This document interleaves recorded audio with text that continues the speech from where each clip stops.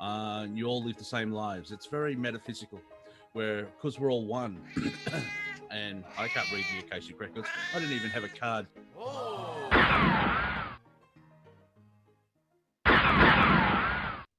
Welcome, everyone, to another adventure into comedy. I am joined by my comical co-host, Monty Dean. Thank you, Andrew. Hello, everyone. It's good to be here. It's good to be seen. Good to see you, which is, well, you know what I mean. But tonight's show, time travel. We'll get into that later. But tonight's show is brought to you by Kamala Harris's knee pads, because everyone needs to get a little head in life. And these knee pads are only $19.99 when you order now. You will be an incredible servant with these knee pads. You will have no bruises on your knee, and you'll be able to serve your Catholic brethren no problem. Yes, in a lovely shade of blue, the Democratic blue, and I can't remember. I think and jackasses or donkeys or mules, whatever the one is. Yes. And these knee pads, you don't buy pair, you buy one for one knee and one for the other knee.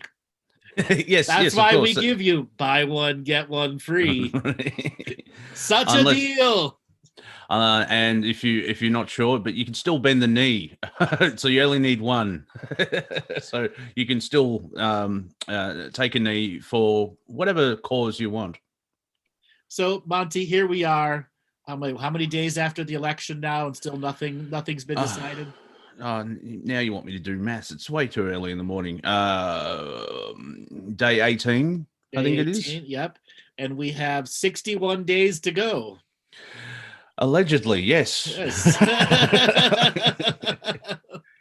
Who knows where that's going? Because in the green room, Andrew and I were seeing what we can come up with, and the idea floating of, like, remember 7 weeks ago, that was October. It feels like a year ago. That's right. And somehow the idea of season 5 came into the conversation of, like, wow, the writers are freaking out. Well, that was the joke that we were saying before we came on air. It's like they fucked up season 3 so bad, and that they had to skip right to season 4. And then the trial balloon from season 4 just isn't working. They aren't getting their ratings. The new cast members aren't polling right. And they're like, we need a star. So we'll switch to season 5 and get a whole new cast of Hollywood wokers.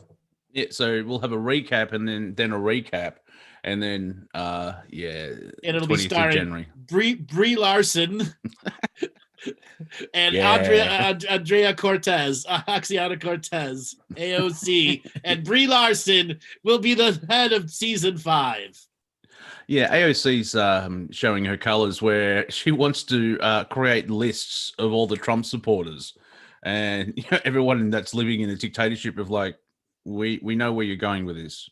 It's like the whole Deutschland, Germany, protesting the lockdowns. It's like we remember.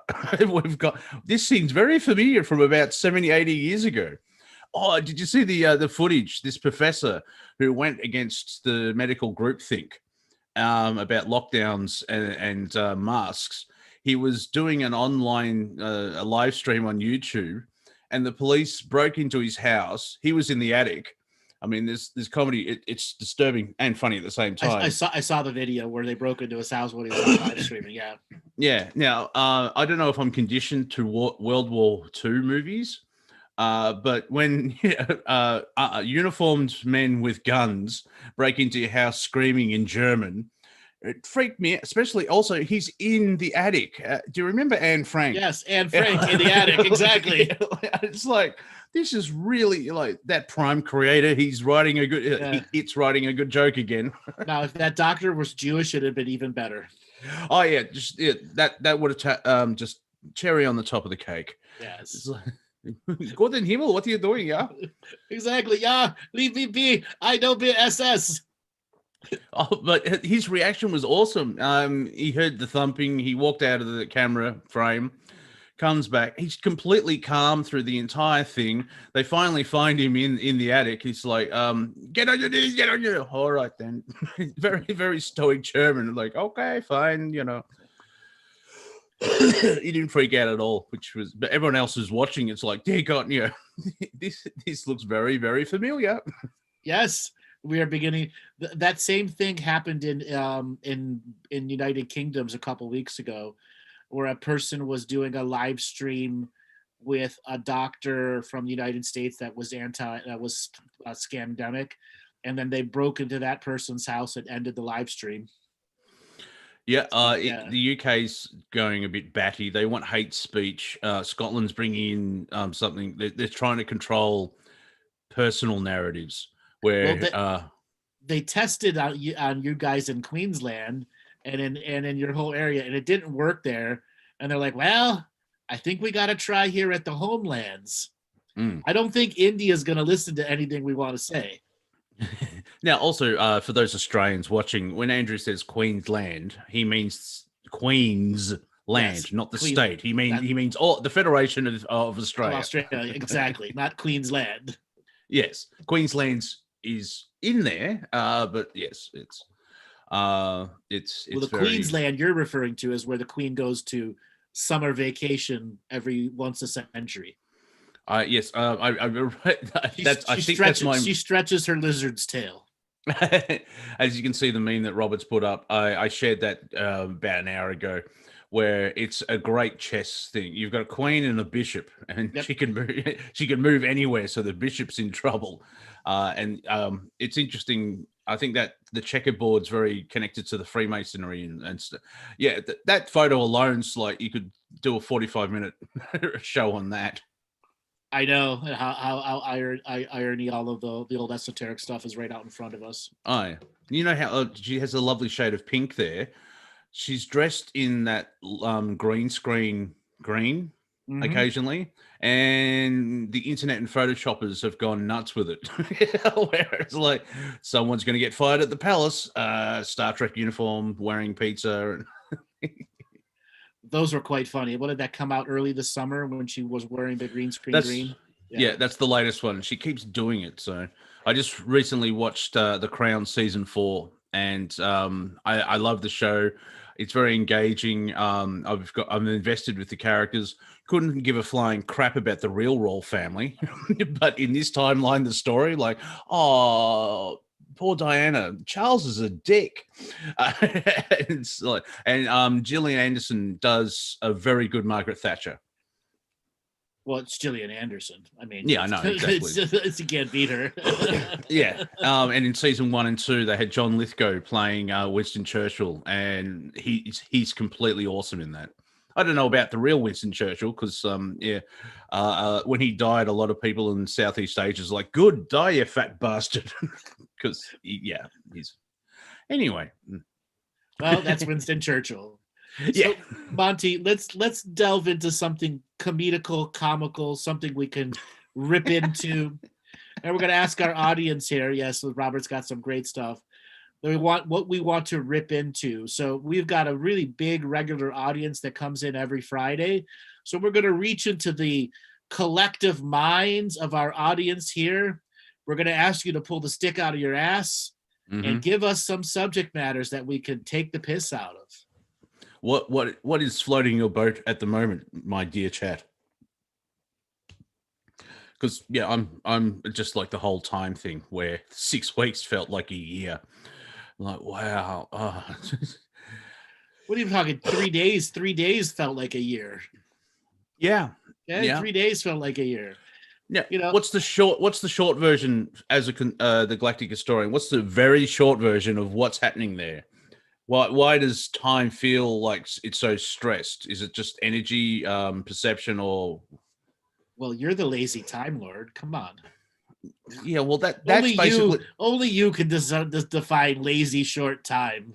This is where the lazy Time Lord rolls out of bed. I'm not going to be late to anything. I'm a lazy Time Lord. Well, that's quite easy. Since we're all a fractal of the Prime Creator, and when you are the Prime Creator, it's boring as batshit. except for when you realize, oh, I've created batshit. But in that nanosecond of spirituality, it's like, oh, crap. So my perception is while being in the 3D matrix, I'm slowing time down as much as possible, because once you break that time barrier, everything's instantaneous. And it's like, oh, because I remember this week I did ask you, like, why did we come here for this Earth thing? And the premise of your answer was because it's fun. I'm like, because it's fun, because you don't get to do what you do here anywhere else. Yeah, mind you, I think after this small chapter in Galactic history, it's like, yeah, it's the whole experiment of Earth and what we're going through. It's the question was, I wonder if now we know the answer, and so when the question comes up again, it's like, no, we've done that. We've done that a lot. We're quite all, a bit, exactly. Yeah, here's the memory. Here's the DVD. Go watch the edited highlights. We're not going back to that. Exactly. That's a good one to put up, Robert. That's a good one. Ladies and gentlemen, Robert's looking at my Facebook page because these are all my memes. Courtesy of Monty tonight. Thank you very much. I'm a meme genius on the old Instagram, because I don't put up photos of myself. I will start putting up photos of Scoff Chops, though, because she's got to earn her keep. Let's be fair. Well, if Martina's cat Milo can get 90,000 views and 27,000 likes, Scoff Chops can compete there. Yeah, and she could probably get sponsorship before me, because quick sidestep.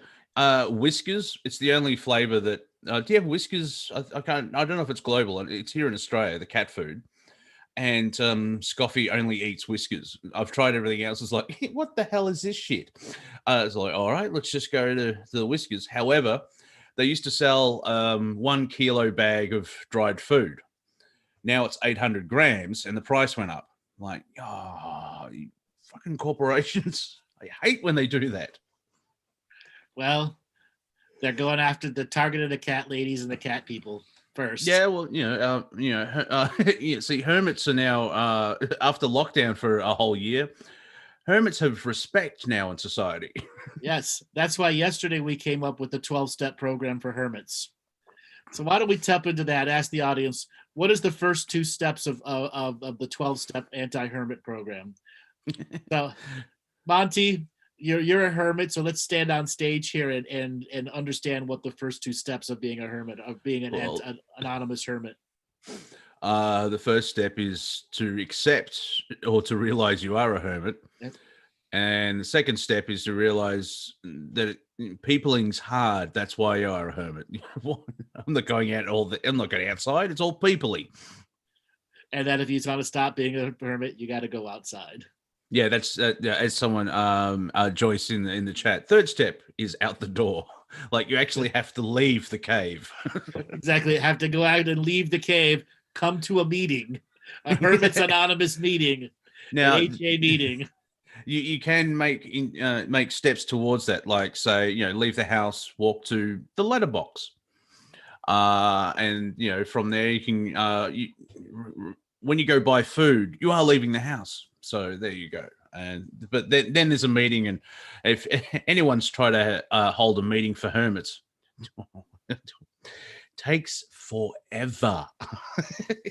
They're only once a decade, and you're lucky if 3 people turn up. Yeah, and they always want them to be online, and that's the whole point, is to meet in person.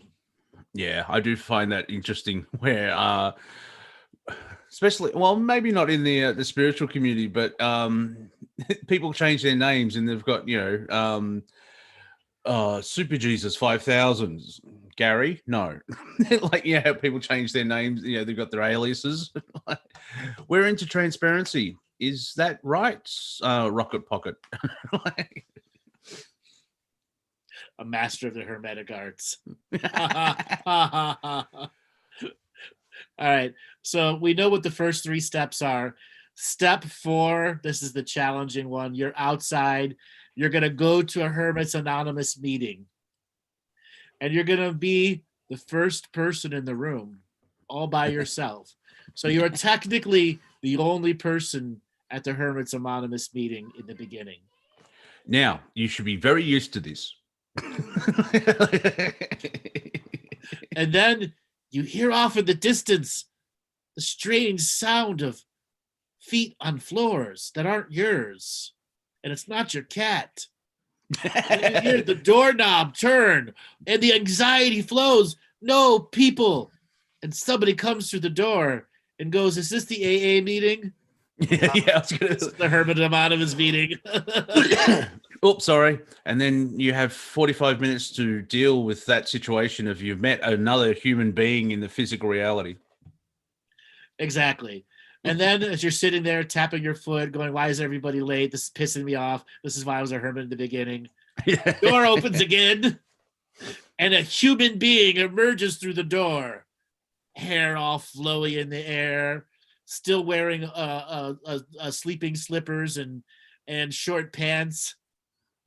Yeah, Look like they just got rolled out of bed.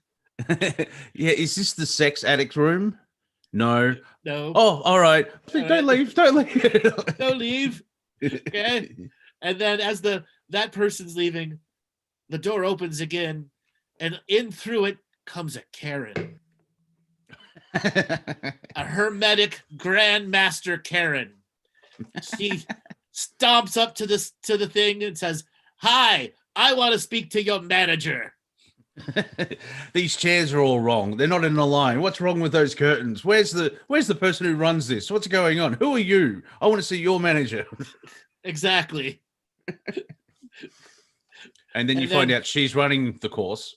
She's running the hermit's course. Exactly. And she makes you go off in the corner and make coffee and set out pastries and stuff for everyone. Complaining all the way through. Yes.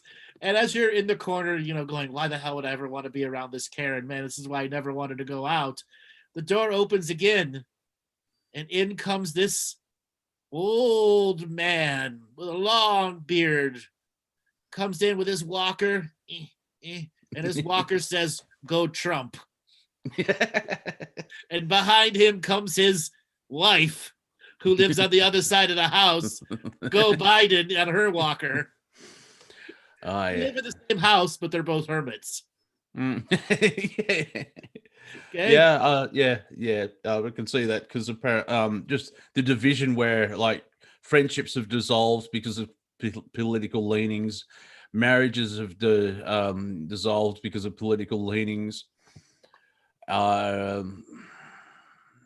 can see why some aliens just laugh at us. Like you don't realize you can have two different ideas and coexist and be friends. But now it's like, no, we have to pick a side. Yes. So the old gentleman goes up to the thing, and he comes up and he goes, "My wife made me come here and said if I don't come here, I'm going to get a divorce. So, hi, my name's Jeff. I'm a Trump supporter and I'm a hermit. All right, woman, your turn." He goes and sits down. Martha comes up there and goes, "Hi, my name's Martha and I'm a hermit and I'm a Biden supporter. And that's why we're hermits, because we both are different sides." And Karen from the background says, "This is no political associations. I want to speak to your managers." Yeah, they have a son who's a libertarian. He's stuck in the middle. He's stuck in the middle, exactly. Dad, Mom, please. And then you're there worrying, "My God, 3 people in the room. I haven't been in a room with 3 people in forever. What am I doing here?" Why didn't my guru tell me about this? I didn't see it in my crystals. Exactly. I didn't see it in my crystals. Nobody told me about my cards. What is it? Is my hermesy and is my hermit energy in retrograde? No, I'm sure my soul contract. I looked at the fine print of my soul contract. What the fuck's going on here? I would like to see. Oh no, I'm turning into her. Exactly. So the room settles down and the door opens again, and in comes this burly looking truck driver person dressed in camouflage with a red MAGA hat. Okay. He all puffed up. Oh, and he's got a gun on his side too. Okay. And he comes up and goes, "Is this the Shooters Anonymous? Is this the Lone Gunman's Anonymous?" "No." "Okay." He leaves. Are you a hermit? No, I just run away from things. That's why I'm on the road 50 years, 50 weeks during the year. Yeah, 50 weeks a year, exactly. Yeah, I'm not a hermit. I just drive away from every problem I have. So you're there getting worried. All these people, I don't think I can handle the energy anymore. You look down to your cell phone and check your Facebook page, and you see, oh my Lord, they're banning accounts again. What am I gonna do? I'm losing all this time where I could be on social media. Oh, but I got this damn court order to not be a hermit anymore. Yes, and also you're very upset because you don't follow QAnon. You're a Star Trek fan, and your favorite character is Q. And you had your account locked because Facebook are bastards, and so you're upset about that because Q in a lot of people making that connection of like Q, is that the one from Star Trek? Because he's a bit of a prick, so that kind of makes sense. Yeah, see, you're not a QAnon, he's an H-anon. Hermits anon. It's very hard to find hermits. Why? Well, they don't leave the house. I like that. I'm a hermit, but I've got over 500 friends on Facebook. Like, you're multi-dimensional. Exactly. All right. So you're really getting disturbed with these three annoying people in the room. And finally the door opens and this beautiful looking woman comes in, dressed in some very unique power business clothes. She strolls up to the front there, as you can hear Karen disparaging her in the background and how she looks. I wouldn't wear those shoes. Yes, I wouldn't wear those shoes, exactly. And she comes up to the microphone and says, "Hi, my name is Elaine, and I'm a hermit. I also do webcams."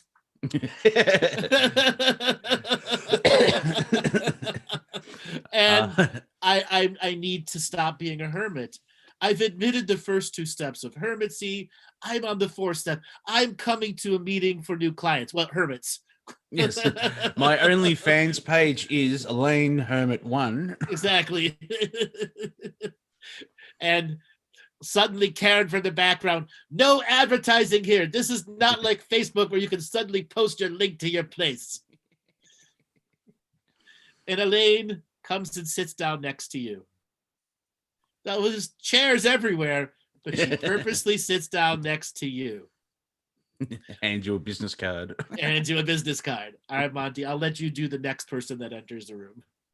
Okay, because I'm just freaking out of like, you've just described my dream. Like, I'll leave the house, we'll go into a room, and then the goddess sits next to me, and then I start freaking out and sweating. Like, this sounds very. Are you tapping into my Akashic record, you bastard?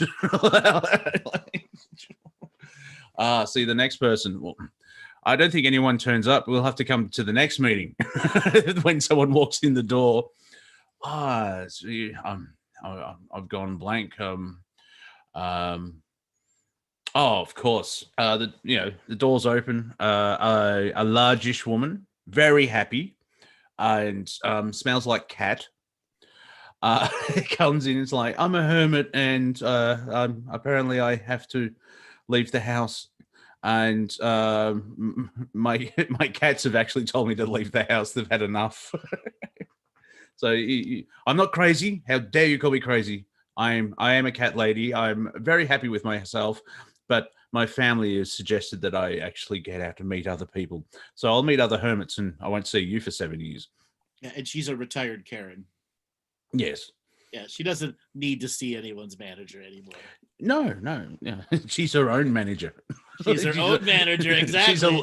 She's enlightened to the Karen, the template. I don't need to see your. It's not you. It's not you, Karen. It's me, Karen. All right. So the room is beginning to fill up now. Elaine is still making you nervous. Your palms are sweaty, and you're like, "Oh no, when's this meeting gonna start?" And never mind. I don't know how that happened. Hello, who are you? Could you mute whoever that is, Robert? Now I think that's Dawn. Dawn White. You're We want to talk to your manager. Dawn walks into the meetings like, oh, and then walks back out again. Wrong room, sorry. Yes. All right. So there's this awkward silence, and the main Karen comes up and says, all right, everyone, let's pull our chairs into a circle, and we're going to start the meeting. And everyone pulls their chairs into a circle, and Karen starts talking about her life, about being a hermit. Minutes go by and by and by, and Karen doesn't story after Karen story doesn't of stop confrontation. Exactly. Confrontation with the manager. This convenience store manager, this restaurant manager, this pub manager. I'm like, there's a theme here, Karen. Yes. And then the door opens again, and 3 people arrive at once. Everyone looks at them all funny. Karen's going, you're interrupting my story. Okay. And then they come and take seats. And everybody's like, who are you? Where did you come from? So there's 3 gentlemen. First guy says, hi, my name's Ken, and I'm a hermit. And this is my other brother, Bob. He's a hermit too. And my other brother, Larry, he's a hermit too. We all live in the woods in the middle of nowhere, and we like we like watching movies a lot, such as what is the brain fart? The Blair Witch. No, the The Unabomber. no, the one Deliverance. Thank you. Deliverance. Deliverance. Well, I was going through a list and Deliverance. Like, yeah, we like to sit in our shack and watch. Exactly. Okay. Who's the guy that he plays Smokey and the Bandit? He's in Deliverance. Burt Reynolds. We Burt like Reynolds, watching yeah. Burt Reynolds. Yeah, we watch Burt Reynolds movies. Mainly Yes. Deliverance, because that's like a documentary to us. Exactly. And Karen's all mad. And he goes, how can you be hermits if you all live together? We're a hermit communion. We're a commune of hermits. Yes. We united our hermitsy long ago. Yes, because our parts are bigger than the parts are bigger than the entity. No, the entity's bigger than the parts. Yes. Yeah. So the 3 men sit down and admit they're hermits, and you're there going, man, I can't take another minute of this. And you go to get yourself out of your chair, and Elaine puts her hand on your arm and makes you sit back down. And then you hear ding ding ding ding ding ding ding in the background.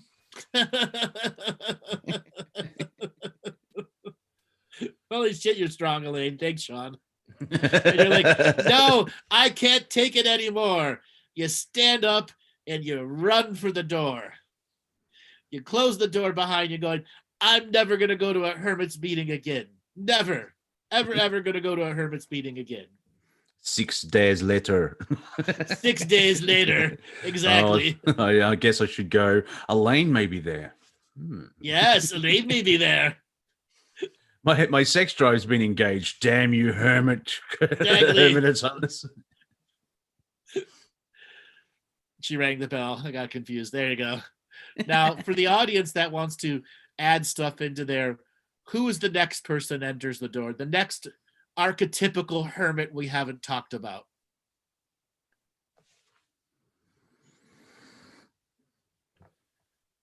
Oh, we've got a dumb audience today. A very dumb audience today.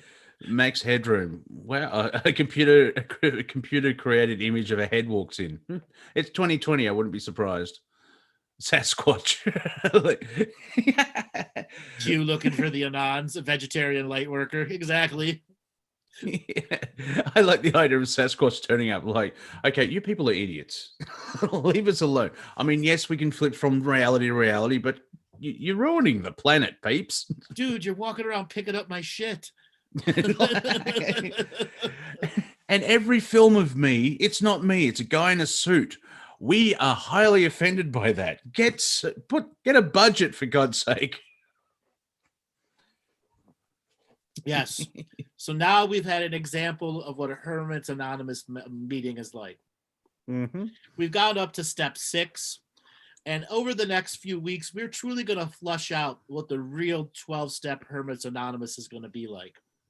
So we're going to ask people to go to our Facebook pages and put a post on my page or Monty's page. What's your view of the 12 steps process for Hermit should be?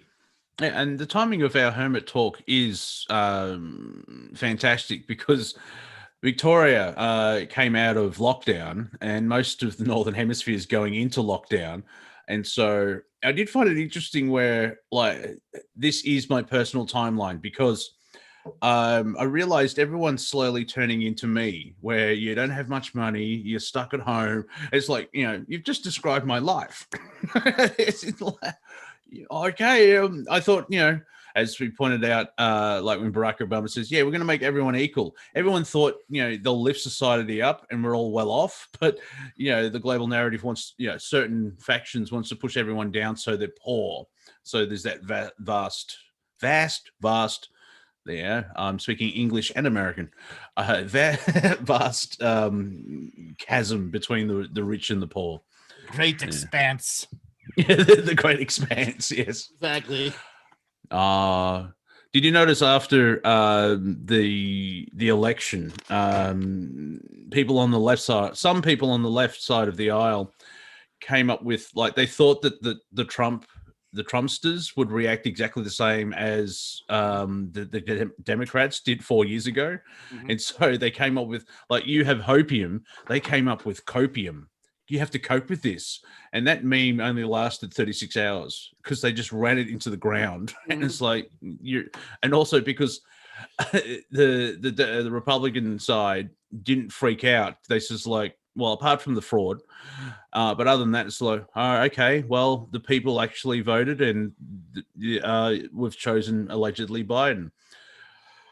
Yeah, completely different from 4 years ago, where basically it's like Donald Trump is president. Yeah! And I also do like where the Democratic Party is like, now, since we're in charge, we ask for unity and love. It's like, well, how about an apology for your behavior for the last 4 years of calling me a Nazi? Okay, you utter twat.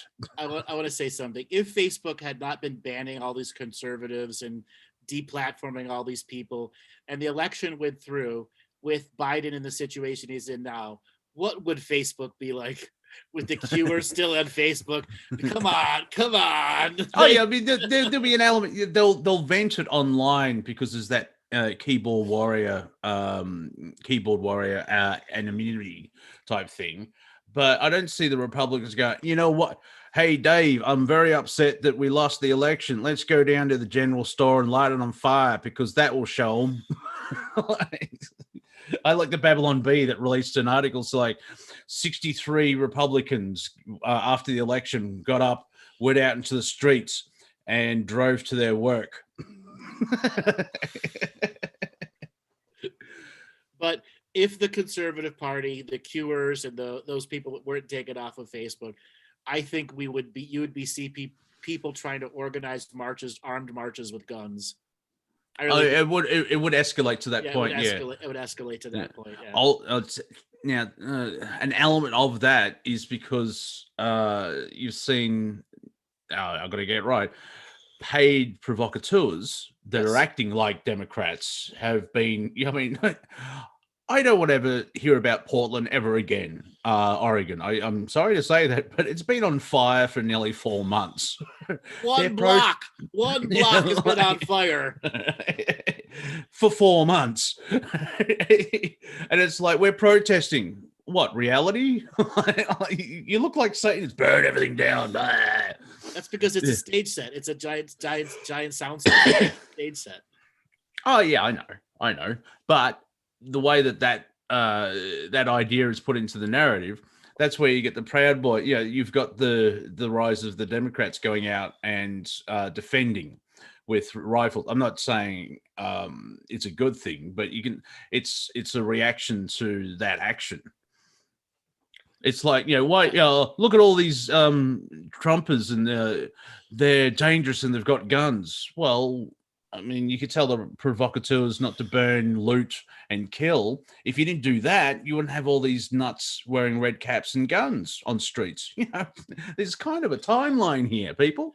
But the guys with the red caps and guns were out 4 years ago, before the left went insane and had a schizophrenic breakdown.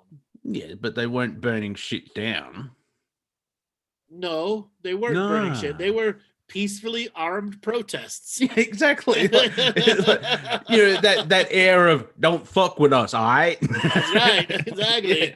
It's like we're here, you know, we're out, but you know, if you attack us, we'll defend. And yet the other side is we'll defend if you attack us. No, wait. I know what I mean. Let's move on. That's how armed protests work. Yeah, I know. Well, like all these George Floyd protests. Yeah, there are genuine protests where people would like reform the police and human lives matter. And then you've got 15% of like, no, let's fuck shit up. We hate anarchy. We hate y'all. And then there was I need them new sneakers and sweat track. Yeah. George Floyd was killed. It's disgusting. Everyone, we're going to Walmart to pick up a flat screen TV. That will show them. Like, what? You're taking a trolley to to a protest? I think that's wrong. Mm-hmm. And then you had the was it in Louisiana, or there was a right wing. I hate the labels, but it's just easier to explain stuff. A right wing protest where Virginia or somewhere like that were thinking about taking away the guns. Virginia. That was Virginia. Yeah. And over thousands of people turned up armed and heavily, and strangely enough, they were in front of the state capitol building. Yeah, strangely enough, and not much happened because everyone was heavily armed. Well, the thing is, they passed the law 2 weeks later after they banned protesting. They passed the law. Oh, of course, yeah. But my issue is, if that was a insane left wing protest, they would have attacked the cops. They would set things on fire, and because apparently rioting is the same as protesting. But the right, when they do their protesting, they sort of stand there and chant. There is this lady. Did you see the? It's probably 3 years old now, but in Turkey, this is the best way I've seen so far of how to actually protest. You just stand there, be extremely quiet, and the authorities have no idea what to do. Right, because they have secret police there, and if they catch who you are, they're going to arrest you when you're not done. When you're not there. Well, but if you have 200 people standing in front of a courthouse or whatever, and you're completely quiet, you're holding signs and stuff. But if you're not yelling and screaming, you don't give anything to the authorities to react. I mean, you've got I believe you're from Southern Europe, and you've got parents.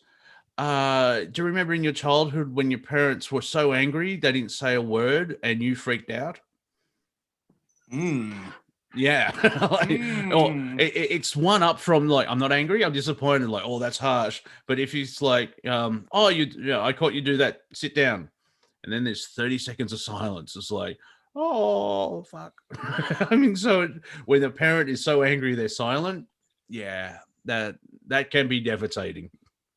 So somebody is saying, if you don't give them an excuse to crack down, they'll invent one to crack down on you. That's so true too. Yeah. Well, yeah. I mean, George Soros has got a whole industry of that, like the G20 in, was it Montreal in Canada, where all the idiots who were starting violence and throwing things and attacking police were all provocateur agents, because they're all wearing they're all wearing police issue boots with the same yellow tag on it. So you look at the footage like cop. Yeah, private security, security, Blackwater. Yeah, and that was really intense. Like Dan Dix, his real name. It's not like an internet pseudonym. It's like, no, his last name is Dix, and I'm sure his childhood would have been insane, really bad. Did a great documentary. I can't remember what it's called, but he just follows it along, where it was New World Order on steroids, where they use an arena, a sporting arena with all the cages, and they put law. Just they corralled police, and it was like a testing pattern of how to try and control the masses because they're evil pricks. So I some years ago I was writing a story and I wanted to come up with a really weird name, and I had an FBI agent, and his name was Richard Cranium. Oh yeah, well, yeah. Dickhead. Yes. I like the jazz singer Richard Cheese. He's awesome. Dick Cheese. Yep. Yes, he does.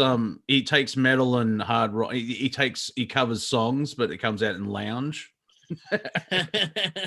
he did one great one that upsets people is he did "Rape Me" by Nirvana. Mm-hmm. And he starts like, this one's for the ladies, rape me. And there's that song called Do Me, but he's had too much to drink and he goes, Dome. No, it's Do Me. Well, then fuck off.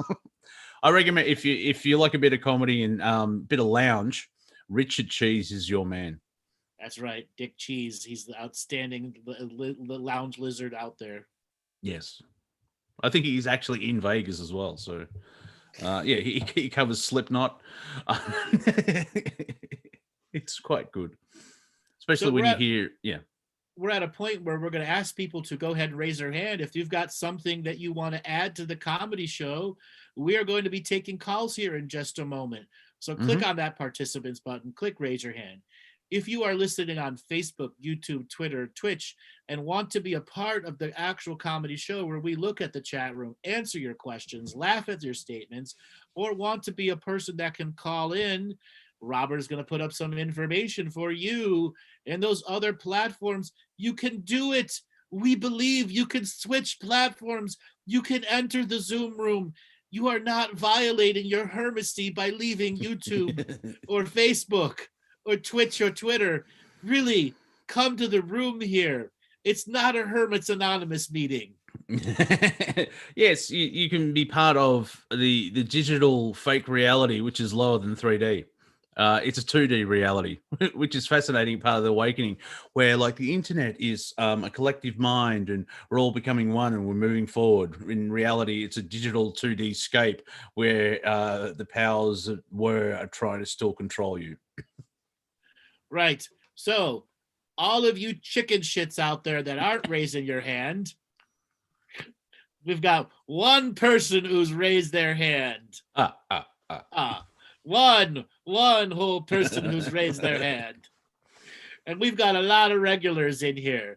So you regulars who are regularly peeing your pants from laughter and harvesting our comedy here, come on over there, raise your hand, add something funny to the show. Oh, we've got two people now. They can battle. They can fight in the car park. So let's take a caller. Robert, let's pick from our two choices here. Now take your time, Robert. It's going to be a while. Jamie. Jamie, are you there? Jimmy. Gotta unmute him. Hello. Hey, where are you calling from? Los Angeles. Welcome to the show. You've been listening to us for a while? Yeah, since 2013, the original. Wonderful.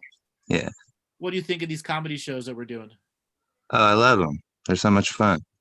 So I was really happy when you started to turn towards that. I was like, yes, we need it. So what comedy stuff do you have for us today? I tend to be kind of spontaneous when it comes to being funny. I always wanted to do stand-up, but I didn't have the confidence. So it's more like being funny with friends in the moment kind of thing. But I don't know. We can go anywhere. Well, you're with your hermit friends here. Oh, that's true. And so if you're able to go to, unfortunately, you're in California where that B-grade villain Neeson, he looks like the villain from a bad Steven Seagal movie. Nothing against Steven Seagal, but all the budget went on the script in Steven, and so they needed an evil guy that he can beat up, and that's just Governor Newsom. But when you get out and when you can actually leave the house again and go watch some stand up, write 500 words on a subject you like, and the other way to build your confidence and break through that thing is just get up in front of 6 people. Don't do 500. Just go to an open mic night and try it. You won't know because you may get actually excited to or addicted to the energy of that the breakthrough. Because if you can do it in front of friends, it's just translating it to the stage where you care about the audience by not caring. Yeah, I think I have that going for me. Like There you go. the not giving a shit part. Yeah, I mean, you can But, talk about 5 minutes of how nervous you are and how this is a freaking out thing, and you just say write 250 words on a subject, and then use the other 250 words of putting jokes in, and just keep beefing it up. Thank you for my TED talk. Monty, are you one of those do you enjoy bombing? Are you like one of those No. people who likes to sit in discomfort, or No, that's not your no, bag? I'm a hermit. No. I kind of like that. I think that might be my angle if I ever did it, was a sort of an Andy Kaufman, like making the audience uncomfortable sort of thing, but in a playful way, you know? But make sure you're very funny then, so you can if you drag the audience into uncomfortableness, you can have a laugh to break that energy up. Because if you just make everyone uncomfortable for 5 minutes and you're not funny, well, yeah, of course, you got to basically a prick. You got to balance the heart and, you know, Right. You edgy got to add stuff. a little bit. You got to add a little bit of Mitch Hedberg in there too. Oh man, Yeah. he's so great. Jesus Christ. Right. You got to do the old joke grenade thing. I like how he plays with stand-up bass behind him on one of his albums. That was a good little touch. Yeah. I appreciate when you talk about your love of KRS-One, Andrew. That makes me happy. Oh, I love KRS-One. I saw him live when I was like 11 or 12 in the 80s. Oh. Do you know he doesn't fly? What? He actually he does not get in a plane. When he comes to Australia, he comes by boat. Well, weird. Do you know why? He doesn't want. Like He's afraid to fly. I like that. Kicking it old school. Yeah, and also, I'm going on a tour, so I'll see you in a month. Well, what are you doing? Going on a cruise ship. Love boat. Strictly surface shipping for KRS. Yeah. I mean, if you think about it, though, if the boat sinks, you're completely screwed.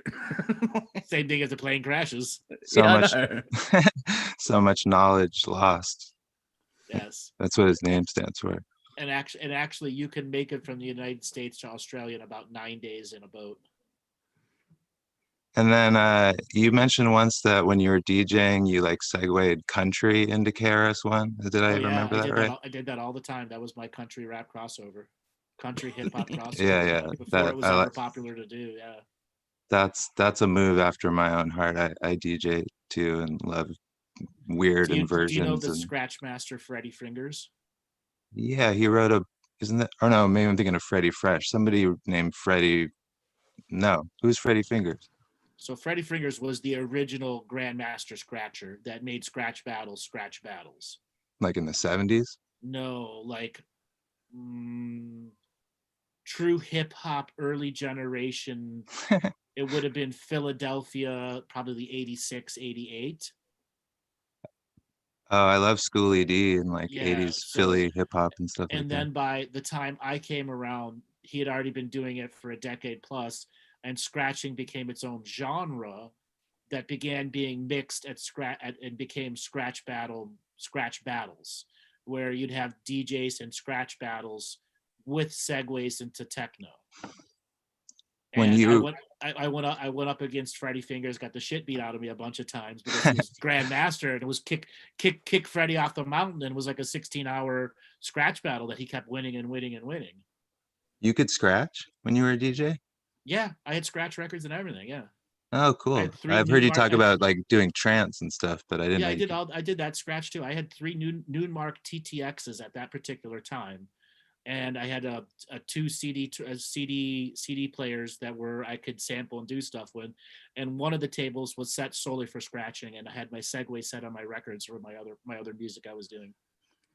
I'm You know also a what? DJ, but it's completely different from what both of you talking about because I'm from the alternative music world, hard rock and metal, where you press play, you wait till the end of the track, and then you press play on the next track. Oh, I used to make those tapes, but I also made what they call pause tapes. Do you know what those are? Yep. Where you, Yep. Mhm. yeah. And I used to get really OCD about them and made some pretty elaborate ones. And one of them actually ended up getting is now included on like lists with actual like hip hop DJs, which I find totally thrilling because no one knows who I am, you know? Mm. But yeah, I People are love asking me what haven't I done. I haven't been a banker, a politician, a Catholic priest. There's plenty of things I haven't done. I would been like.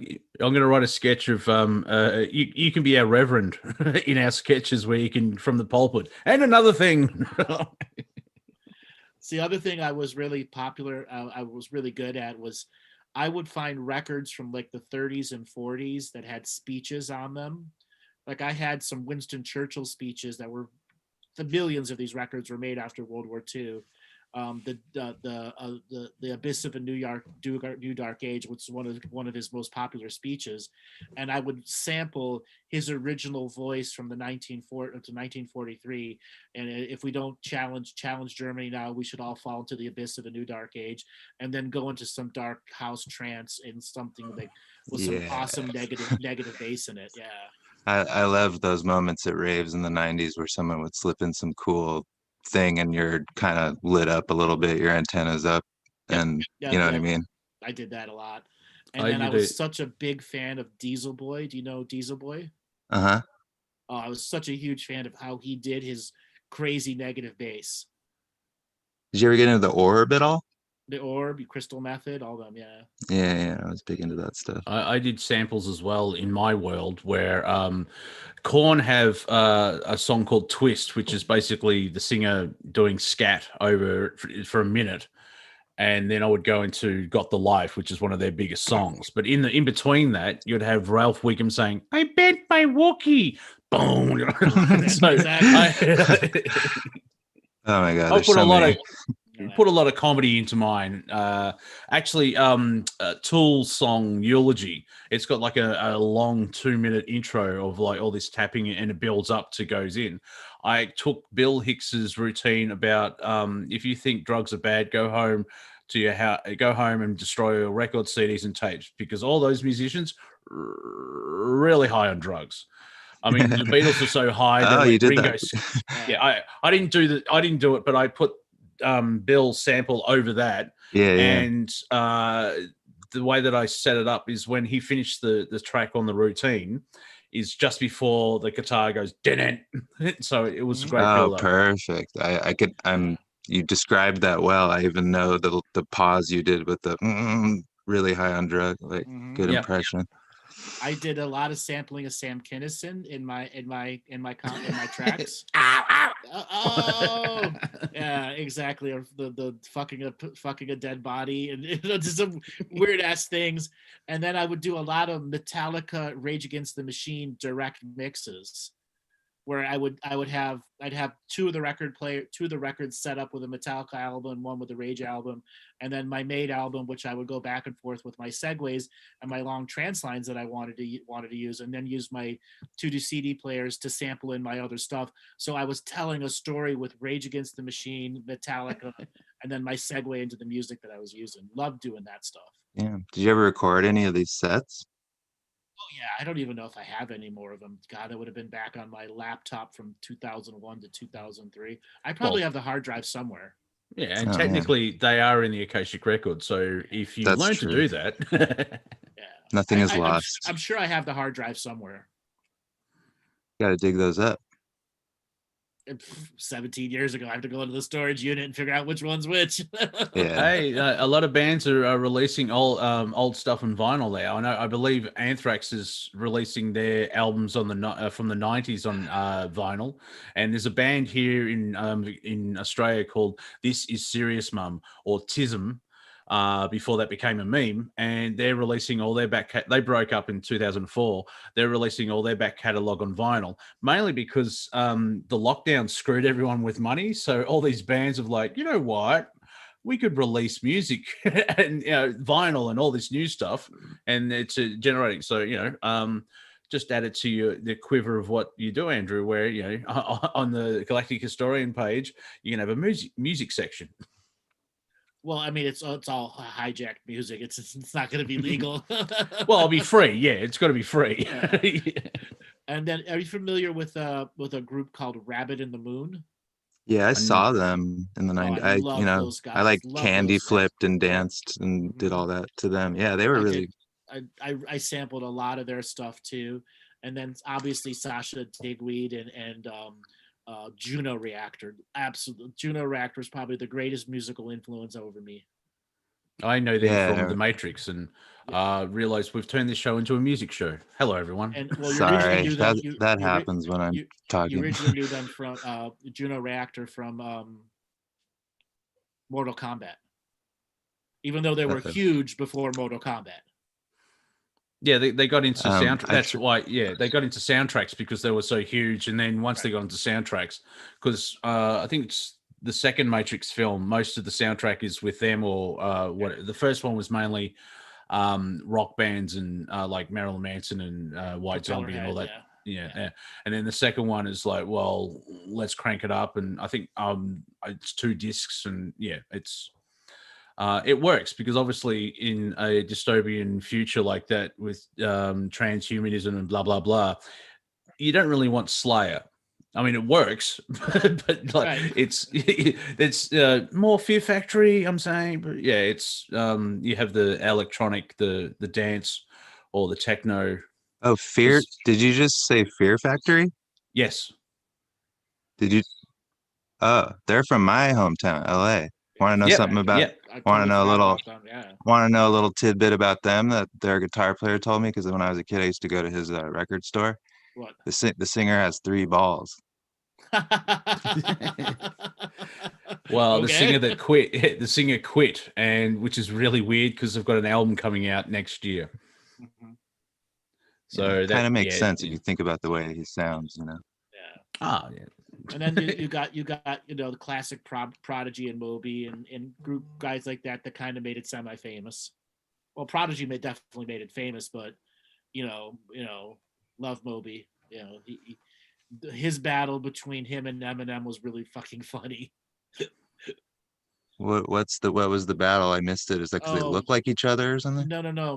Eminem was just ripping into Moby and like a whole bunch of his rap battles. Even on what was it? Why Moby? Because Moby was like somewhat political against rap at that particular time. Yeah, he made some weird statement, and just Eminem went off on him all the time. Yeah, and he's kind of annoying. Like easytargets.com. Yeah, he's kind of annoying. Yeah, that I can get on board with. He has some vegan restaurant here that sucks. Yeah, and actually, if you think about it, I did a lot of Eminem sampling too. His early stuff where he was like freaking off the wall stuff. I had a bunch of Eminem records. I tried to like him. I was young enough to have passed through NWA and all that stuff when it was brand new. So when he hit, I was sort of like, I don't know. When he hit, he was a genius. That's what I saw. I saw him as an absolute freaking genius. I mean, definitely skillful for sure.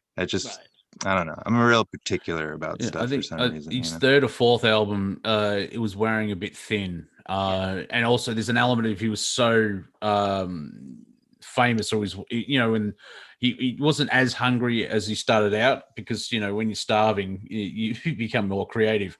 But if you're flying and if you're at Dr. Dre levels, sometimes the edgeness gets lost in the music.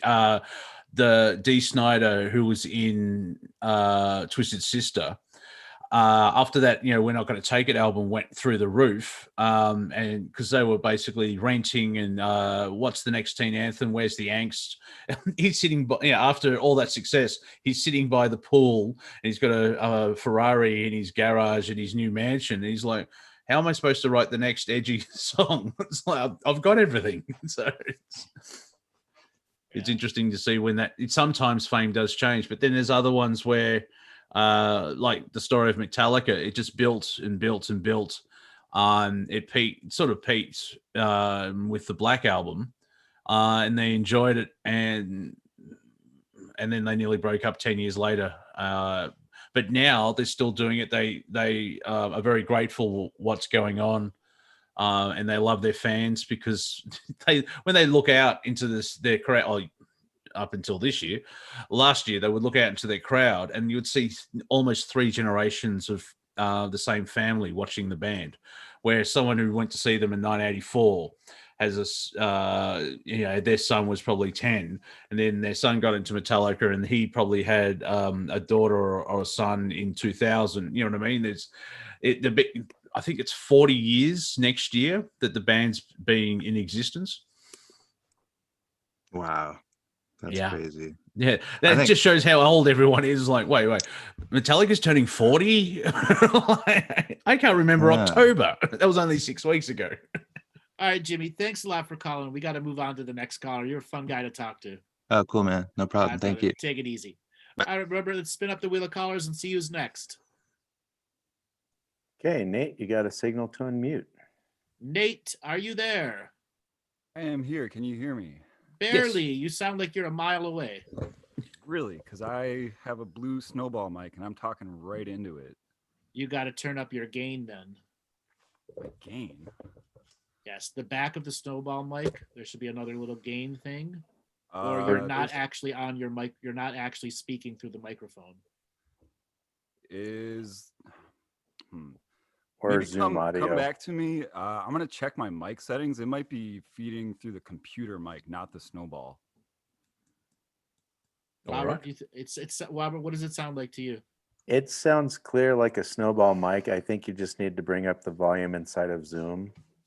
How do you do that? Computer. Click on the microphone on the lower left of the screen where it says mute. The arrow pointing up, and then audio settings, and you can adjust it there.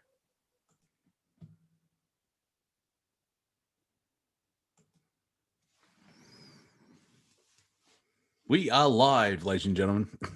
The power of being live as we give tech support. Yeah, I always mention it that like on Planet Collingwood, 2 a.m. Wednesdays, Revolution Radio, Studio A, if anyone's awake. But then I put up on YouTube. I produce myself. There's a masturbation joke in there somewhere. But it's we're always trying to figure out what, because Skype's special, ladies and gentlemen. Let's put it that way. And every time, the tech support's actually on air, so it's a learning experience. Have you figured out your microphone settings yet? Hello, my name is Davey. Sure it is. We are only seeing the backgrounds of the technical support team over here. I am in Wisconsin. You can believe me with that. Robert, you are showing everything on screen. It is like New York City Flasher. I'm intentionally doing it. Thank you for calling. Are you there, Nate? Did we lose him? No, we've lost the Nate. He's muted, apparently. I don't even see him on the screen here. Nate, you there? All right. Is that better? Oh, jeez. Hell Christ, yeah. man. Oh, my God. Take it out of your throat. Take it out of your throat. Okay. Can you hear me now? Can you hear yes. me now? You sound wunderbar. Okay. That's Wunderbar, weird. The mic was at like 75%, and I just put it at 100, and now it's like, so. Not an ad for Blue Snowball microphones. So I called in earlier, and you guys found me to be very not funny, and we're like, goodbye. So this is me overcoming a whole lot of fears and tears, but all created by yourself. Remember, absolutely. And so I did a lot of fire ceremonies and a lot of revocations, and I wasn't gonna raise my hand, but then you guys started talking about music, and I'm sitting here with a guitar in my lap right now, and I have a song that is about self-forgiveness. I think it's kind of funny. So with your permission, I actually Of course. remember. I actually remember you. Yeah, you were like, bye. Bye. So I was But you're like, making us laugh now. Yes, Yeah. you're Right. making us laugh now. Yeah, what you said went over last time. Went over like a brick balloon. Oh, It just man. went. Boom. yeah, I think I even sent you a Facebook message apologizing. I was like, oh man. So yeah, a good way to get some self-reflection out of these shows, if you are someone who calls in live, like listen to yourself and see how fucked up you sound. Mhm. See how hermetic you sound. Right. So I'm- just So you're gonna do a song for us? yeah, let's see how the guitar levels sound. All right. Yeah. Perfect. Go ahead. And plus, so I guess the kind of music I make, I call country absurdist. So, What, you get your house back, you get your wife back, you get your dog back, you get your Right? truck back. Yeah, all right. no, that's country in reverse. Oh, that's right. Yeah. Yeah. It's 2020. Country absurdist. Trump gets elected president. Yeah, pretty much. Q comes true, and Karens take over the world. Q from Star Trek is like his cabinet. Yep. Gotcha. All right, so this song is called "No Mistake." Okay, go ahead. It's over now, so get on out. Yeah, had your chance to feel bad about what you're thinking. If you were wrong, well, it's okay. Move along, forget the song you're singing. And crack a beer and sit right here. For the hour, you got nothing to fear. Pack a bowl and relax your soul. Yeah, I know it won't fill the hole. 'Cause everybody does stupid shit sometimes. Everybody knows, no one knows everything. Everybody's going back in the ground someday anyway. That's a fact, and you can bet it's no mistake. So get your booty back on the inside track where the curves are easy and the breeze ain't so breezy. 'Cause life's a bitch and so is an itch. They're one and the same as the birds, bees, and trees see. So cut some slack and tie a knot. It don't mean that it is what you thought. 'Cause it all comes out in the wash, unless you die. But if you're dead, so what? 'Cause everybody does stupid shit sometimes. Everybody knows, no one knows everything. Everybody's going back in the ground someday anyway. That's a fact, and you can bet it's no mistake. Thank you Bravo. for putting up with me. Bravo. Amazing work. I You have pulled yourself out of comedy unenlightenment and given us great, wonderful enlightenment. You have redeemed yourself. I have 3 comments. One, I feel like I'm in an episode of Justified now. It's like, wow, I'm just waiting for Timothy to break in my door and say, now you've been bad, haven't you, son? 2, you have to do the film clip in a bathtub, just to keep with the theme. And 3, you can sing and play at the same time, so clearly I hate you. Because I can't do that yet. So that's all. You should record that. You have the technology. If you've got GarageBand or whatever PC thing, you can do it quite easily and film something and put it up and just see what happens. Adventure. I actually wrote that before 2012, and because of some of the other things I was writing, I was playing open mics in like San Francisco and stuff, and I basically became a targeted individual. And they they wanted me to come down to LA and take it up the ass and do all the whole rigmarole that goes Fuck the on music with industry.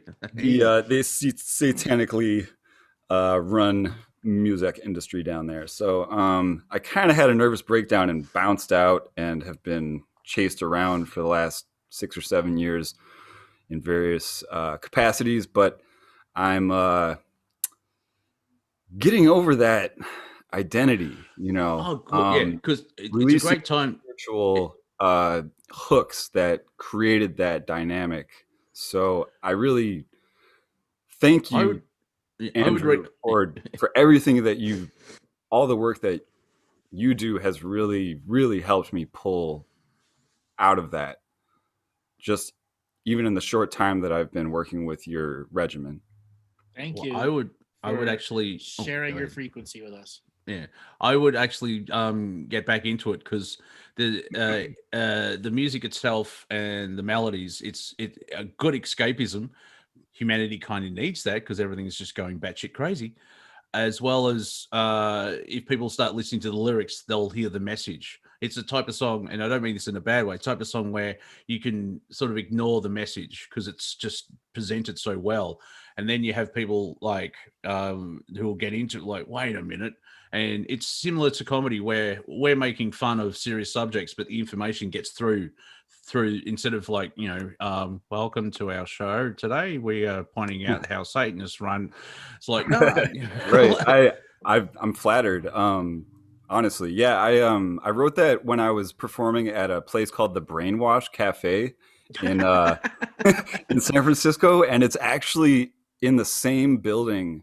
I mean, that building has been destroyed since, but the same building where Patty Hearst was had all her shit go down. So it's all that same crew of people running that show. It's quite, okay. When you actually said, "Oh, it's not there anymore; it's been destroyed," I'm like, Antifa. I'm just wondering. No, the Brainwash Cafe, they got replaced by a housing development or some shit. I don't know. Oh yes, for the economy, of course. Mm-hmm. So, do you have any other songs for us? I have one that I think could fit in line with the comedic vein of tonight, if you will. Yes. Yeah, I definitely. Permit. Yeah, definitely. Everyone's really digging all this stuff. All right. This one is a little. I gotta make sure I'm.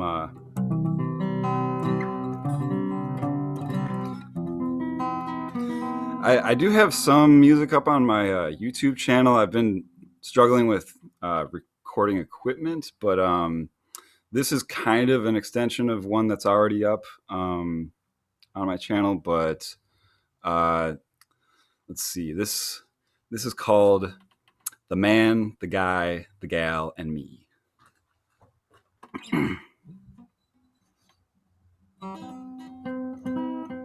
That's a little sharp.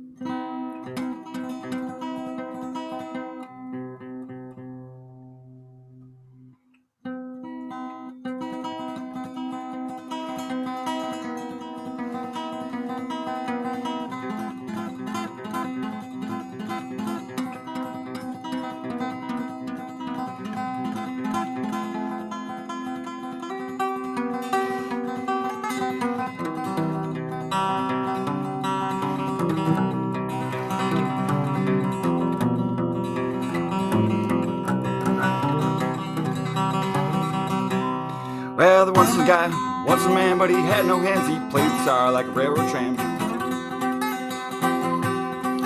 He played a song and it wasn't bad. Yeah, he did what he could with what he had. Had a sound you couldn't miss. Had a sound that sounded like this.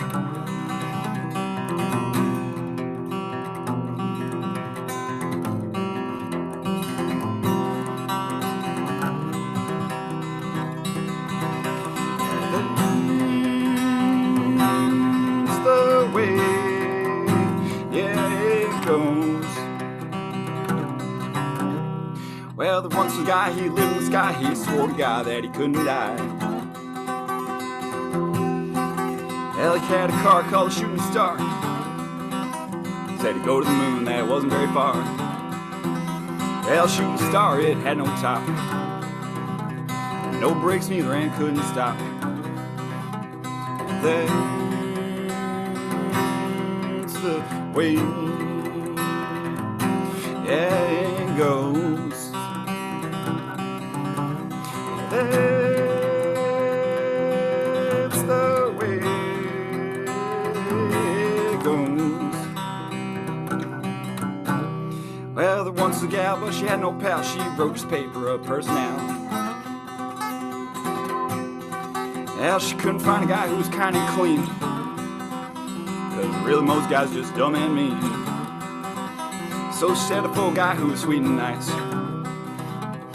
3 years later, she was cold as ice. That's the way it goes.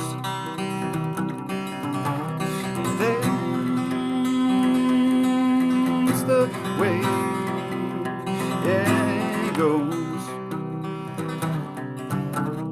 Well, I once had a friend who looked just like me. He thought that a girl was set him free. Well, big mistake he could not have made, 'cause all the beauty in this world will fade. 'Cause happiness is a one-man mess. Well, it might take two, but I digress. That's the way it goes. That's the way it goes.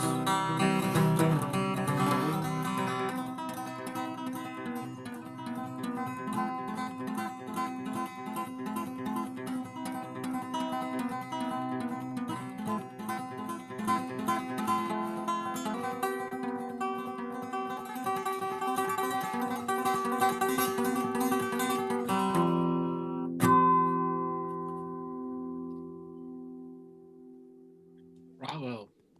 Outstanding. Talent. You are a talent, man. You're Not my best absolute cut, talent. but it'll do for a live show. Exactly. Hermits unite around Nate. Everyone, all of you hermits unite around him. Why don't you give a plug for your YouTube channel too, and give a way for people to get a hold of you? It's just my name, Nate Ribbons. That's it. There you go. You want to give an email out too?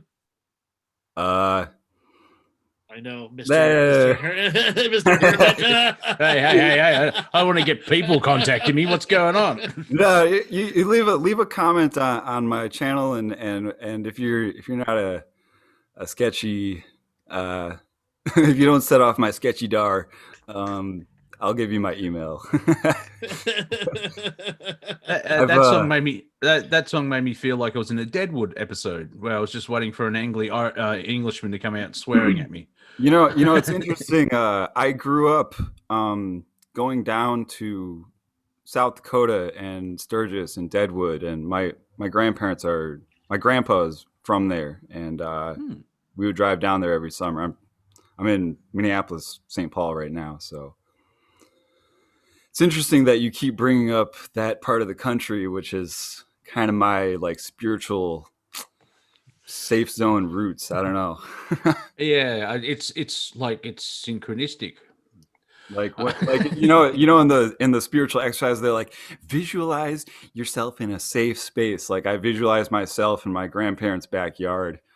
So a lot of people have been in the chat saying that it's almost like we're around a campfire, and that's another idea for a video where just do sacred ceremony with your fire and get a couple of friends to help film it, where the lighting is from the fire itself, and sing it to the fire, and just spiritual it up. It reminds me, last week I was on a show talking to someone and talking about how smoking helps all the people ground themselves. And she said that, well, I don't smoke, but I do fire ceremony once a week. And she then mentioned that where the smoke apparently just goes in one direction, all the trees where the smoke goes, all the trees are growing higher and bigger. And I mentioned, oh, that's because of peer pressure. Because if like, we need to grow, because if not, we'll end up on the fire. Well, biologically, what's going on when you make a fire is really interesting, because you're sort of like, it's sort of like you sacrifice this little patch of ground for the greater good of the whole forest, because you're basically blighting the soil when you make it that hot. You're actually adding nutrients into it. You're adding pot and potash to that ground, which then is deeply moist underneath, and it sucks the Well, potash it depends on how hot you make. If it's just a regular bonfire, yeah. But if it's like, if it gets too hot, you can blight the like, you can kill everything. But then like all that smoke and ash goes up and feeds the rest of the forest. Mm-hmm. Well, I'm one of those people that gets my fire hot. Yeah, I have a few. I've made a few special fire bonfire things where I have like a 20-foot metal pipe attached to a fan or a leaf blower, so I can get it extremely oh my God. hot. And I do this on purpose because I do these unique magical tests where you can get the fire to make all different sorts of colors and shapes and frequencies. And then I'll get the fire like 45, 50 pieces of big logs out there, and then they're starting to turn into coals, and I'll use a special metal rake to spread them out so it's like 15, 20 feet round. If anybody's watched my summer solstice videos where you see the drone camera and you make the eyeball, it's called making a god's mode eye out of fire. And when you're that close to that fire, the heat is so intense, and and if it starts to mist or rain at that time, you will literally see a dome around you it's amazing to feel that frequency when you're reaching fires that are that hot. Yeah, when you or when I found out that fire was a part of your process and regimen, I was like, okay, this is my guy, because I grew up camping and canoeing and going out on like 2-week 30-day trips and stuff, and my favorite thing to do is build a small super hot fire. And so yeah, I've probably done more fire ceremonies than revocations by now, but I live in an apartment, so I kind of have to go out into the woods and do that there nearby. But I still get bothered. So yesterday a guy was like, you really shouldn't be. He kind of walked over with his mask on, his pod person face going, and he's like, you really shouldn't be building fires here. And I'm like, yeah, I know what I'm doing. The ground is wet up here. It's November, guy. Don't let what people saying to you matter to you. Don't worry about it. Oh no, I'm way past that. I just thought it was kind of funny that it was at the sort of breaking point of like an inner spiritual hump that I've been trying to get over for a long, long time. And as soon as those last logs finally turn into ash, this dude shows up and is like, you shouldn't be doing this. Yeah, exactly. Which is the universe saying, right, you've done the right thing. Exactly. All right, Nate, man, you're an outstanding caller.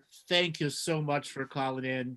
Thank Keep on you. trucking. Share your music as wide and far as you can do it. All right, brother. Thanks for calling in. All right. Thank you. All right, we're going to Andrew. pick one more caller. All right, Robert. You already picked me. Oh, well, Sean, there you go. He already picked you. Okay. What's up? What's up, Sean? How you doing? Pretty good. What did you think of that music that was just played for us? Oh, it's fun. Maybe you want to pick up my guitar and play. Oh, it motivated you. Yeah, it was like an expert musician. That was cool. He's like an expert musician. Yeah, Sean did say Yeah, almost. you know, yokel. Almost pick up the guitar. Like, oh, I don't know if I'm good. Well, whatever. So what's going on with you, Sean? What have we been making you laugh? Yeah. Been kicking it easy. Cooking supper, and yeah, the whole show has been pretty good. What are you cooking? I made lasagna. You made lasagna. Oh, look at you. Yeah, first time too. How did it come out? Oh, it's just about. I haven't taken it out yet. Okay. It should So, be. Like, we're going to put you on the comedy spot. What do you have to make us laugh? oh,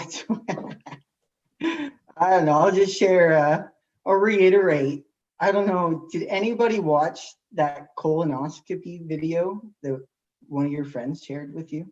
Yes, the one where they're farting okay. nonstop. Yes. Oh my god. Okay. Yeah, that was pretty funny. Yes, there's this one lady who lets out this thunderous, like 45-second thunder fart going. Yeah, I recommend everyone to go look at that. Yes. It's, You could just go on YouTube and just type in colonoscopy farts, and you'll see 1,000 videos that are compilations of people just doing some weird ass farting. I shared that with my mom. She shared it with like my aunt, and it just kept going. So it was pretty good. Yes. And Rosa was saying she summoned Thor. That's right. But that's dope. So, Sean, are you a deep dish, Chicago deep dish, or New York flat pizza? I'm gonna go deep dish right off the bat. Telling a Canadian. Yeah, just like, serve it up, send it to my door. That'd be great. Really great. Yes, I am a deep disher all the way through. Yes, flat thin crust pizza is good, but if I'm going to choose and I have two real options, I will choose the deep dish every time. You know what? My aunt used to make them all the time when we were like kids running around the house and stuff like that, and they were delicious. Well, this weekend I have a special deep dish pan. It's only like this big, like a 12-inch or an 8-inch pan, and I'm going to be making my own deep dish pizza. Dough from scratch. Pick one? Yeah, no, I'll make a couple. I'm gonna have my test bed to make sure I do it right. Nice, clever. Instead of making like a giant one with all the toppings and it comes out wrong, I'm gonna do my first one in a small one. Yeah. So like a quiche, because that deep dish is not really known here in Australia. We know of it, but we don't really make it. Kind of like a pie with pizza filling.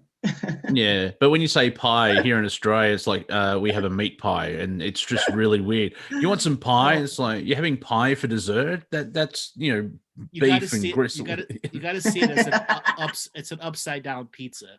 The cheese is on the bottom, and then they put a layer of dough, and then they put sausage, pepperoni toppings, and then they put the sauce on the top.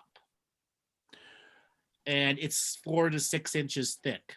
Okay, so it's literally like that thick. A deep dish. Yeah, pizza pie. Yeah. And then the way they do the crust, they butter the pan and then cover it in Parmesan cheese and then put the dough on. So the Parmesan cheese caramelizes to the dough. Mm-hmm. So it's just a unique taste and flavor, and it's a very sweet sauce versus a different kind of a tangy sauce. Okay. And of course, being Chicago and Canada, where it's cold, I can see the benefit of storing for the winter in one dish. The irony, if you go to Chicago, most people don't eat deep dish in Chicago. Yeah. Okay, it's become like this touristy thing, but one piece is like equivalent of eating like 4 slices of regular pizza because the amount of cheese and topping that are stacked into that thing that's that thick. So it's a heart attack. Okay, it's good to know. Yes. All right. It's like a pizza. It's like a best pizza heart attack lasagna. you've Yeah. ever had. Right. Like it's like 8. Like if you get to the normal deep dish pizza, it's like a 9-pound pizza. Okay. So it's a heavy food. It's a very heavy food. Yes. Mwah. Because like here in Australia, I have thin and crispy, and I can eat 2 larges because it's my body's weird that way. I don't eat for 3 days, and like, I'll just have a meal, and I have 3. I probably get through a quarter of a deep dish, and it's like I can't move. Help me. When I first had deep dish, we had the whole food challenge, and I knew friends had been there forever. They're like, really, you seriously won't be able to eat more than 2 pieces? I'm like, bullshit, bullshit. Okay, I had an appetizer. I'm eating a little salad. It comes, I'm like wide-eyed, and then I bite into it and bite.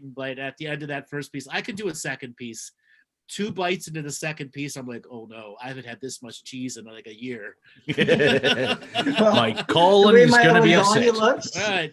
And it got to the point where I really had to force myself to get halfway through that second piece and go, I can't do anymore. I'm that full. Yeah. I usually sometimes like when my body says big meal, I can eat like a kilo of lasagna, and it's like on the serving, serves 4. Ha! Exactly. Like the cheese would be like that thick. Yeah, an inch of cheese. The cheese is that thick. Yes. Yeah. Serve warm to Then digest. the topping layer is like that thick. Okay. So you don't really use a pizza cutter with a deep dish. You use like a pie Special scoop. attack. Pie scoop. Yeah. A large knife. You carve into it. Yes. Laser blast. Table saw. Exactly. I like the idea, and now historian don't ruin it, because I like the story, but the pizza was invented because there was a siege in an Italian castle. They ran out of everything, so they took what was left of the food. They cooked this massive pizza and then threw it at the marauders outside.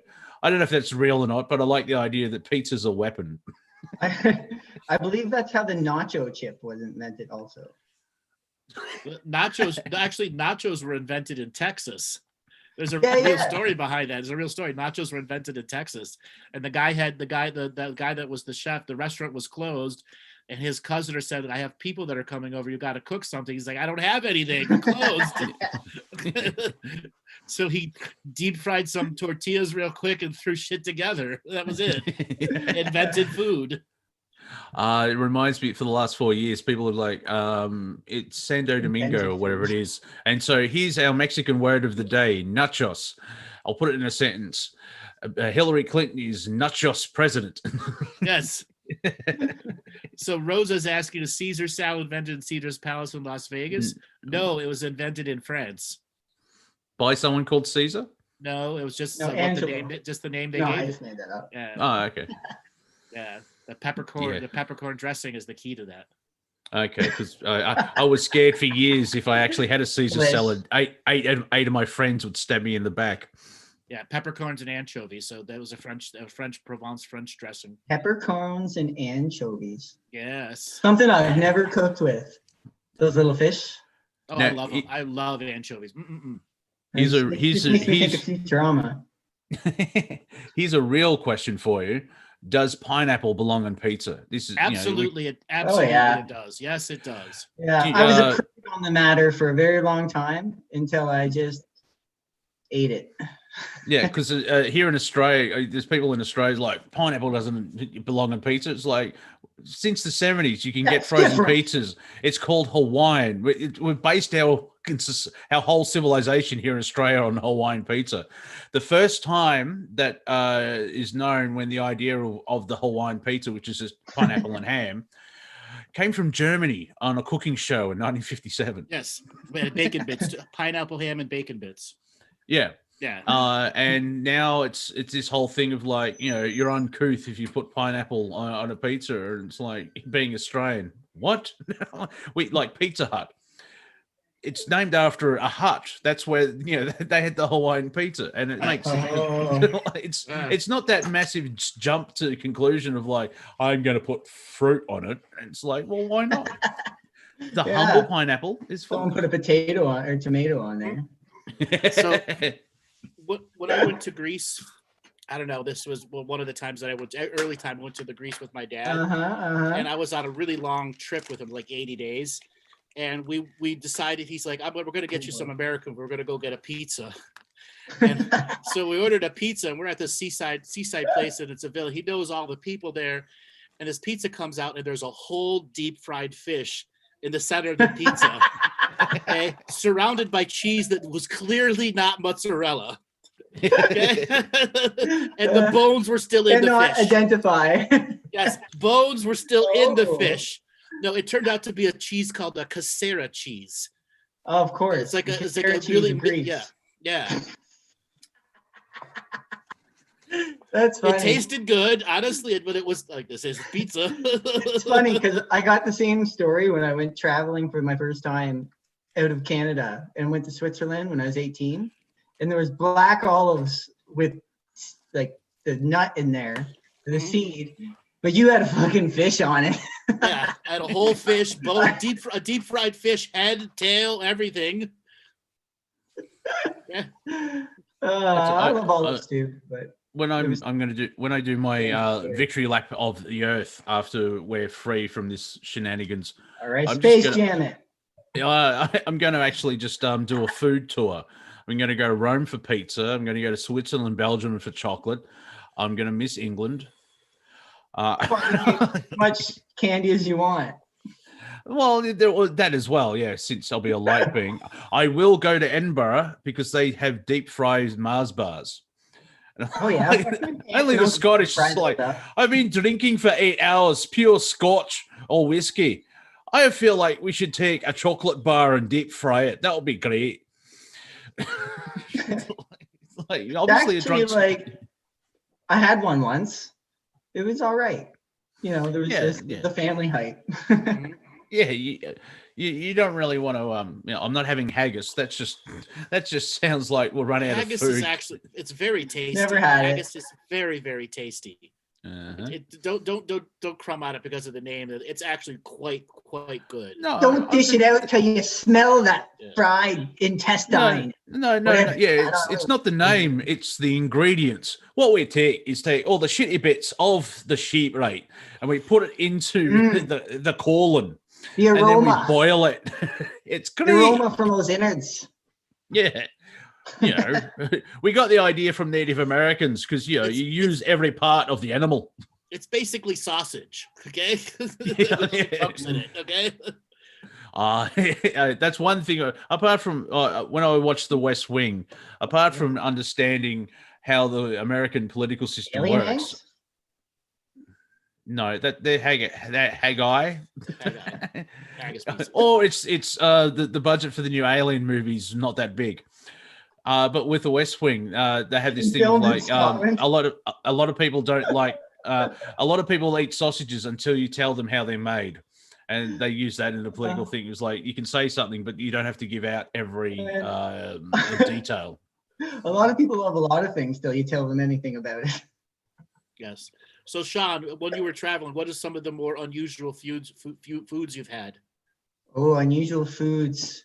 Okay, so I was in India, and I was staying with a Muslim family, and they cooked up some goat brains to make on chapatis or rotis, and it was pretty good. So, for people that don't know what a roti is, it is a Indian taco. Soft taco, except it's made out of chickpea. The bread, the taco's made out of ground up chickpea, and so it's bread, but it's a roti, but it folds up, and then they have potato and all this other stuff in there. And they also don't stop serving you these rotis until you fall over. They're done. That's where you fall over. Like until you refuse almost violently. Now, I got to enjoy brain and tongue out of the taco trucks in Los Angeles and San Francisco. Ooh. Oh, I loved the lingua bird. You know what? Burritos. Oh, those were so good. And then the sheep's brain, once you got over how it looked and it mixed with all the other stuff and you were okay with the texture, it was amazing. Because the texture tasted like it looked. Yeah. It was kind of like hamburgery, but with a tint of brain. Yeah, like the way you think brain would have a texture to it. My IQ went up at least 10 points after I ate it. I saw Indiana Jones and the Temple of Doom, and after that scene, I'm like, yeah, I'll just stick to sausages. So, Monty, have you ever explored with food? Yeah, weird shit. What you got? It's so cool. The weirder, the better. No. Not really, no. Just wait till your victory lap. Yeah, well, that's what I mean. Like, I need to eat the flesh of a small monkey. Inspire. No, nothing. I think I had rabbit once or snake when I was in the Scouts, but no, just the traditional stuff. I mean, I freak people out when I call beef cow. And they go, what? It's like, yeah, beef's just the French word for cow. That's all it is. I ran into a guy when I was in Australia that he was like about 80 years old, and I traveled around with him in a van, and I thought he was going to die on the way. But he was telling me a story. He was from Perth, and when he was like 14 years old, he used to catch 80 rabbits a day. Mm-hmm. There's a movie about the rabbit-proof fence because some English gits like will introduce rabbits to Australia, and they didn't check them, and they've gone plague proportions. And there is an actual fence roughly down the middle of Australia to try and stop the rabbits getting to the other side of the country. How's that going? I think it does it well, but then they actually introduced myxomatosis to try and kill all the rabbits. And I think the rabbits were brought in to try and control the cane toads, or it's just that human thing of like, oh, we've got this pest, so we'll introduce something that's not part of the ecosystem, and then wonder why everything is just gone completely nuts. Right. Like we even have foxes. Yeah, we have foxes as well, which I think were brought in for the rabbits. So we've got all these European animals trying to live in the Australian outback. If you want to have some fun, look up feral cats in Australia, where you've got the domesticated cat and like they're cute, fluffy, and that's awesome. But if they go feral, my God, it does look like they're from X-Men. That cat ate a dingo. Yeah, that cat ate that cat killed an emu. Also, the Australian coat of arms, we have an emu and a kangaroo on our emblem. Two things about that: both animals can't go backwards; they only can go forwards, and we eat them. I had emu steak a while back, and it was very good. I really enjoyed emu. I haven't tasted. I think I've had I rubbed some kangaroo. oil on That my was all face. right. Yeah. But kangaroo sort of now, because the English elite tried genocide the natives here in Australia, their kangaroos were sort of kept in check because they were a food source for the Aboriginals. And because there's only 3% of the population Aboriginal, they actually have to do kangaroo culls because they're ruining the environment or the ecosystem because there's too many of them. I talked to a guy who was friends with a guy from Queensland, of course. And I know a guy. He's flying. Like the guy's job was to like ride in a helicopter that had a turret, and they would mow down kangaroos. Mm-hmm. Yeah. I was like, "Are you fucking kidding me? What country? Where am I?" Well, you've seen how big Australia is. We have the population of LA living in the United States. And so it's very funny when Australia, racists. Oh, we're full of what? Space? You're an idiot. There's too many people. No, there's not in Australia. There's 27 million, just over a massive continent. You can walk for days. Like I think it was on Planet Collingwood explaining how our special forces, our backyard is awesome. Where like the SAS or Navy SEALs, they're not Navy because it's desert, but during the SAS trials to get people into the group or whatever it is, squadron or whatever they give you a bottle of water, dump you in the middle of the desert, and say we'll see you in 2 weeks. And during World War II, if the Japanese actually invaded, there's the Brisbane-Adelaide line where all the Australian population goes behind that line, and we stay in the green bit, and we give the yellow bit to the Japanese so they can they can look. We've conquered desert. Yay! Yeah, you can I think I'll ally. ally. You can deal with the snakes. Exactly. You can deal with the snakes and the shit trying to kill you there. Yeah. And that's the thing. Everything in Australia does try to kill you. The trick is to ignore them. Gosh. Yes. But that's a spiritual thing of like, everybody wants to kill you. Well, only if you're a dick. Like you don't go around poking, tiger snakes and everything else like that. If you see a snake, stand still. They're more scared of you. They usually attack because you're being a dick. Mm-hmm. And there's drop bears, which aren't real. Hey, I know. Because well, they could be drop bears, but they're just basically Koala bears? genetically enhanced. Yeah, koala. They're not. Well, koala's not a bear; it's a marsupial. The thing about a koala is they have massive claws, and if they get angry, they could rip you to shreds. The way that nature has dealt with that is they eat a lot of eucalyptus leaves, which means they get high. So basically, they're the Australian natural stoners, and they're just whacked out all day. They just eat 3 tons of leaves a day and sleep. That's why they're so docile. Like, look, a car's coming. I'll slowly wander across the road. If they were higher alert and on speed, there'll be death machines.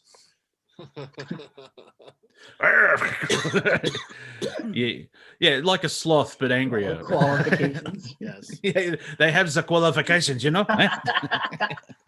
Yes, they have the qualifications. And then we have the dingo, which is the Australian version of a canine. And a dingo took my baby. First time in history. Interesting. And but a dingo, a friend of mine, 25 years ago, I was a barfly at a bar, strangely enough, and he was the bartender. So we got chummy. Hey, but he had a half, I think a blue heeler, half dingo. Never heard it make any noise. Apparently, the owner said he only heard Toughest dog in the joint.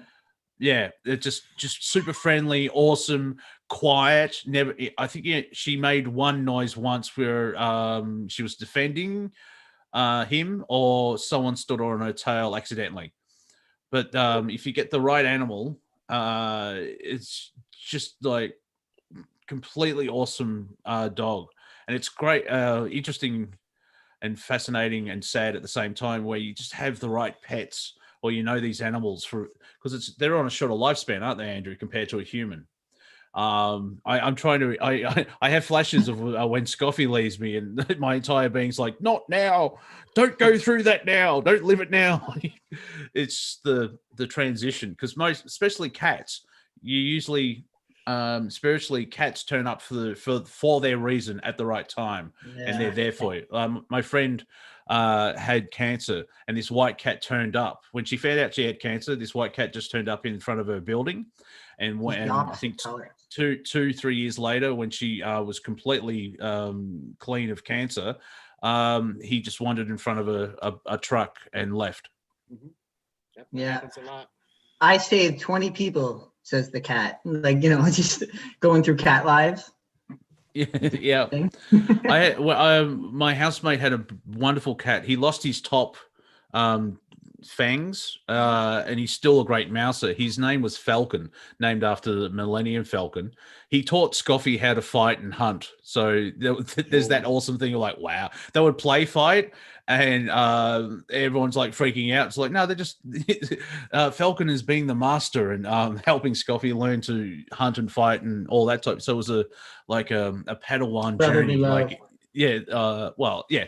And I remember one time he hopped into bed with me and laid between my arm and my body and just did his thing, because 8 hours later I woke up in exactly the same position and he hadn't moved.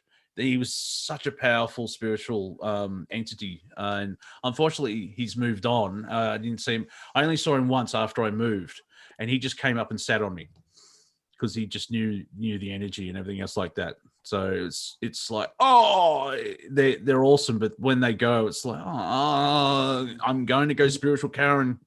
Like, why can't I see these things again, you bastards? Yes. Why must I feel? Yes. Oh yeah. All right, Sean. Thanks a lot for calling in. Yeah, thanks, guys. All right, brother. Fun. Take it easy. Good to talk. All right, Monty. We're at the end of the show. Why don't you give people a way to get a hold of you? I am on YouTube, Wafer Thin Entertainment, screaming towards 500 subs on the old YouTube, which I've gone up 15 people in the last 24 hours, so thank you. On Twitter, while it's still there, at Real Monty Dean. On Facebook, Monty Dean. Apparently, I'm the 5th one, so that's my life number as well. My numerology, as well as on Instagram, Monty at Dean, and I'm on Parler, if you're part of that crew, at Wafer Thin. And because I'm out of lockdown, you may see me at a local supermarket buying chicken. And you all know who I am. You can go to my website, andrewbartzis.com. You can catch me on Facebook or YouTube. Just type in Andrew Bartzis or Galactic Historian. We will be back this coming Tuesday for another show with Martina Grubmuller. All right, Robert, take us away.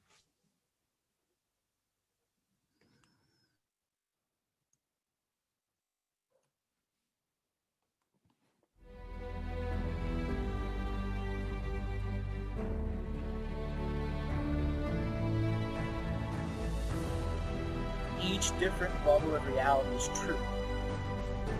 A galactic historian is a person that looks at all the lines of dramatic karma. Nudge, nudge. It's the Holy Grail. Improvise. Mysterious.